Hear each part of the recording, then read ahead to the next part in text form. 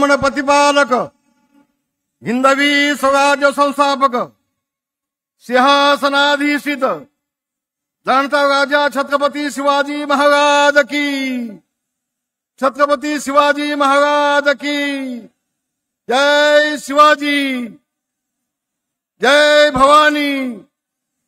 शिवसेना प्रमुख मान्य बाळासाहेब ठाकरे यांचा, शिवसेना प्रमुख मान्य बाळासाहेब ठाकरे यांचा आवाज कुणाचा? एकनाथजी शिंदे आगे बढ़ो, एकनाथजी शिंदे आगे बढ़ो, एकनाथजी शिंदे आगे बढ़ो। धन्यवाद। आता मला वाटतं इकडे कोण आणि तिकडे कोण असा आमच्यापेक्षा मीडियाच्या मंडळींना अधिक प्रश्न पडत असतो, आणि म्हणून त्याच्या आधी मी एवढंच आपल्या सगळ्यांना सांगेन, हे व्यासपीठ बघा, हे व्यासपीठ बघा। आता ज्यांनी सांगितलं अगे तिकडे माझा शेतकरी उद्ध्वस्त होतोय, मला तुमचं पुष्पगुच्छ गुच्छ नको, ह्या संवेदना दाखवणारे आमचे एकनाथ शिंदे, आपले ज्येष्ठ नेते मुख्य नेते एकनाथ शिंदे आहेत, आमचे गजाभाऊ आहेत, आमचे अडसू साहेब आहेत, ही सगळी मंडळी इथं नेते मंडळी बसलेत, हे बघा व्यासपीठावरती। आणि मगाशी येता येता मी माध्यमांमध्ये पाहिलं, तिकडचं व्यासपीठ पाहिलं आणि तिकडचे नेते पाहिले, वायकर साहेब मला हसायला आलं, वायकर साहेब मला हसायला आलं। एक वेळचं ते शिवसेनेचं व्यासपीठ, कुठे दत्ताजी साळवी, कुठे दत्ताजी नलावडे, कुठे अमरवाल जोशी, कुठे नवलका साहेब, कुठे वामनराव महाडिक साहेब, कुठे आमचे सरपोतदार साहेब, आणि आत्ताचं व्यासपीठ पाहिलं ते शिवाजी पार्कचं, मी वाईट वाटलं, डोळ्यातून पाणी आलं। उद्धवजी, तुम्हाला मुख्यमंत्री पदाचा हव्यास होता, हव्यास, आणि मुख्यमंत्री झालात काँग्रेससोबत जाऊन, आणि म्हणून ही मराठी माणसाची एकत्र असलेली मूठ ही फोडण्याचं पाप तुम्ही केलंय, होय तुम्ही केलंय। शिवसेना प्रमुखांच्या विचाराला तिरंदाजी दिलीत,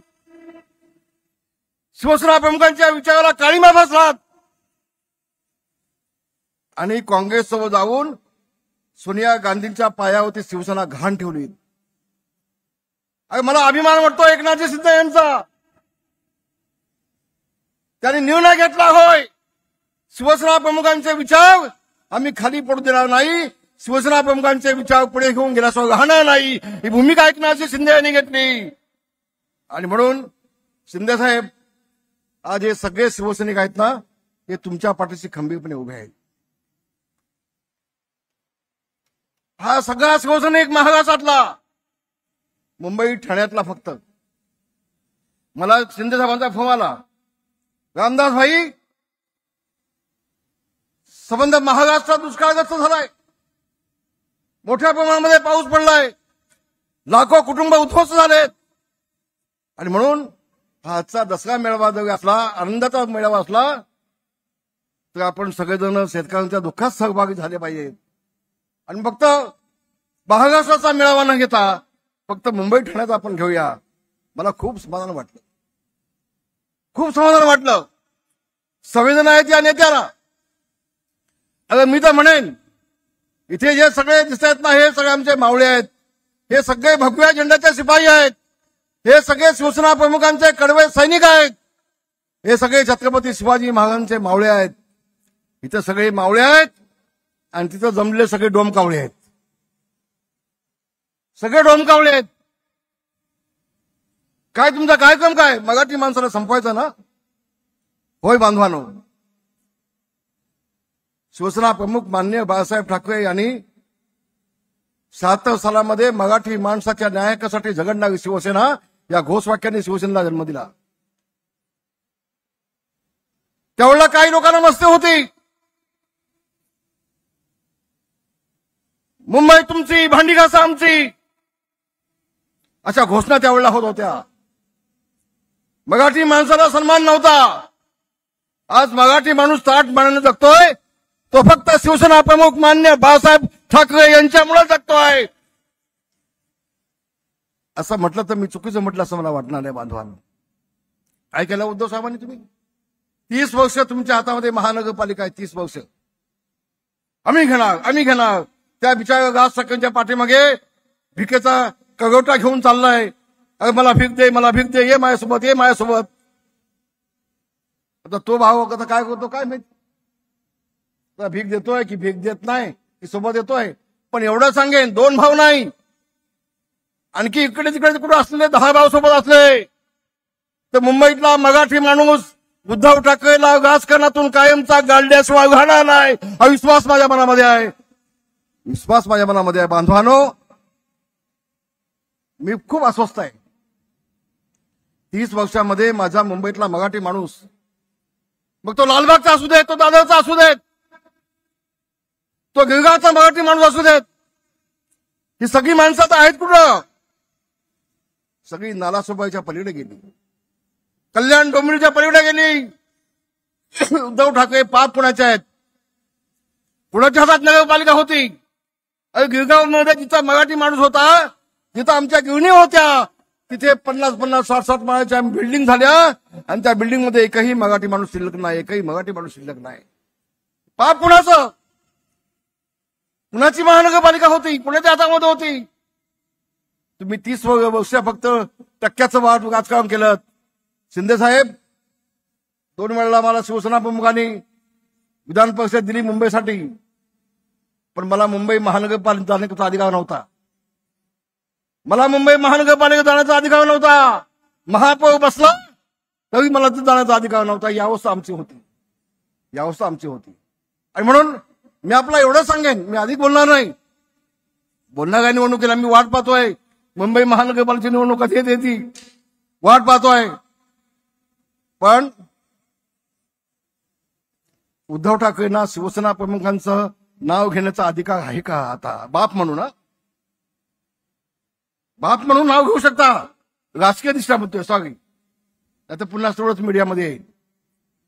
शिंदे साहेब, मला एक विनंती आहे तुम्हाला. Shiv Sena प्रमुखांचं So good, I can't stop. So you can try to fight it, but that music don't stop.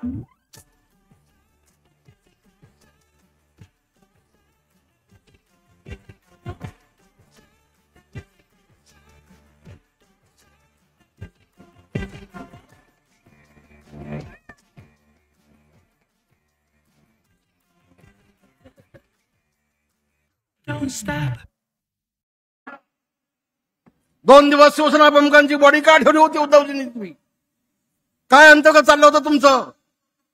आम्ही खाली बसलो होतो. 8 दिवस आम्ही मातोश्रीच्या बाकड्यावर मी झोपलोय. 8 दिवस मातोश्रीच्या बाकड्यावर झोपलोय. सगळं कळत होतं. पण हे सगळं कशासाठी? कोणतरी सांगितलं बाळासाहेबांच्या हाताचे ठसे घेतले होते. ठसे, मग ठसे कशासाठी घेतले होते? काय नेमकं होतं? सगळी चर्चा चालली होती तिथे मातोश्रीमध्ये. आणि पुढे जाऊन माझी विनंती आहे, बाळासाहेबांचं मृत्यूपत्र कोणी केलं, कधी झालं, त्यामध्ये सही कुणाची होती, त्याला सगळी माहिती. अरे तुम्ही आम्हाला काय शिकवता? शिवसेना आम्ही मोठी केली, शिवसेना मोठी आम्ही केली, जेल आम्ही भोगतायत, तुम्ही आम्हाला संपवताय. तुम्ही मनोहर जोशीला संपवलीत, तुम्ही गजानन कीर्तिकांना संपवलीत, तुम्ही ढाकेने संपवलीत, तुम्ही दिवाकर रावतेला संपवलीत, तुम्ही रामदास कदमला संपवलीत, तुम्ही एकनाथ शिंदेच्या पाठीमागे पडलात. अरे नेमकं तुम्हाला हवं होतं काय?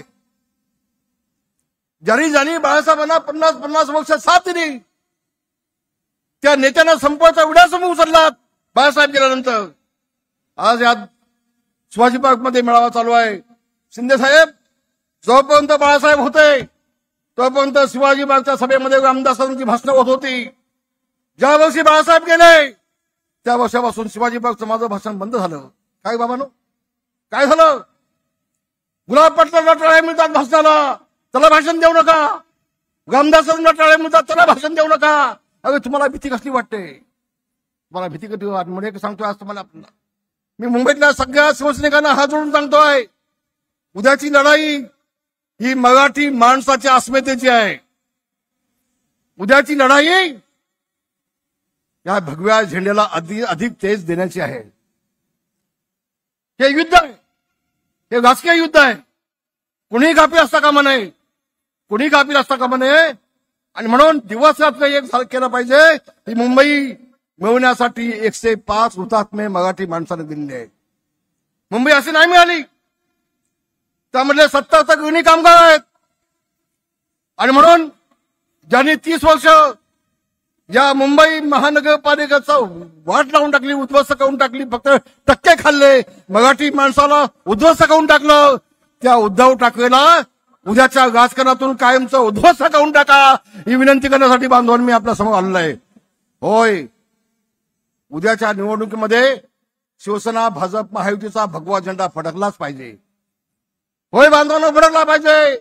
हा छत्रपती शिवाजी महाराजांचा भगवा झेंडा, आई तुळजा भवानीचा भगवा झेंडा, संत रामदासांनी छत्रपतीच्या हातात दिलेला हा भगवा झेंडा, हा शिवसेना प्रमुख मान्य बाळासाहेब ठाकरे यांचा भगवा झेंडा, हा शिवसेनेचा भगवा झेंडा, हा मावळ्यांचा भगवा झेंडा मुंबईच्या महानगरपालिकेवरती फडकलाच पाहिजे, अशी विनंती करतो आणि आपल्या सगळ्यांची गजा घेतो. धन्यवाद. जय हिंद, जय भीम, जय मागास.